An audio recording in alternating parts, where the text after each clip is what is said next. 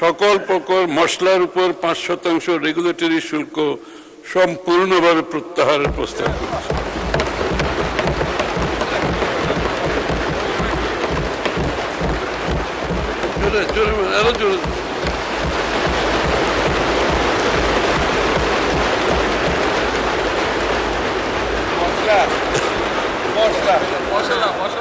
মশলা মশলা জনসাধারণের প্রাত্যহিক খাদ্য তালিকায় এবং দৈনন্দিন রান্নায় উল্লেখযোগ্য পরিমাণে বিভিন্ন ধরনের মশলা ব্যবহার করা হয়।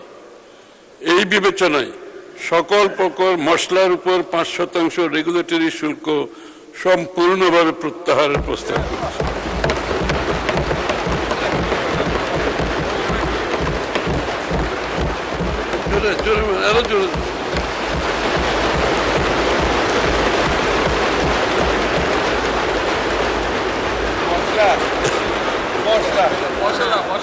মশলা মশলা খেজুর আমদানিতে মশলার আর সমস্যা নেই, মশলার সমস্যা সমাধান হয়ে গেছে।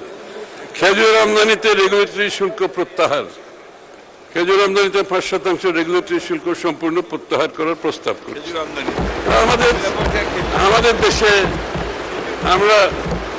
আমরা মুসলমান হিসাবে আমরা খেজুর আমাদের অনেকটা স্টেপল ডায়েটের মতো হয়ে গেছে, আমরা সবাই খাই খেজুর।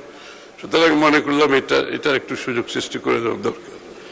কীটনাশক ও বালাই নাশক উৎপাদনের এটা কৃষি খাতে 36টি কাঁচামাল আমদানিতে ভ্যাট প্রত্যাহার। মাননীয় স্পিকার, দেশে স্থানীয়ভাবে কীটনাশক ও বালাইনাশক উৎপাদনকে উৎসাহ দিতে কীটনাশক উৎপাদনের রেয়াতি সুবিধা প্রদান সংক্রান্ত প্রজ্ঞাপনে 36টি কাঁচামাল আমদানিতে মূল্য সংযোজন কর পুরোপুরি মওকুফ করে 0% করা হয়েছে।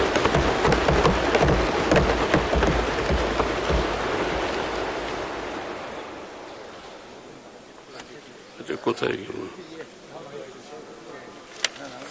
সার উৎপাদনের কাঁচামাল আমদানিতে রেয়াতি সুবিধা প্রদান।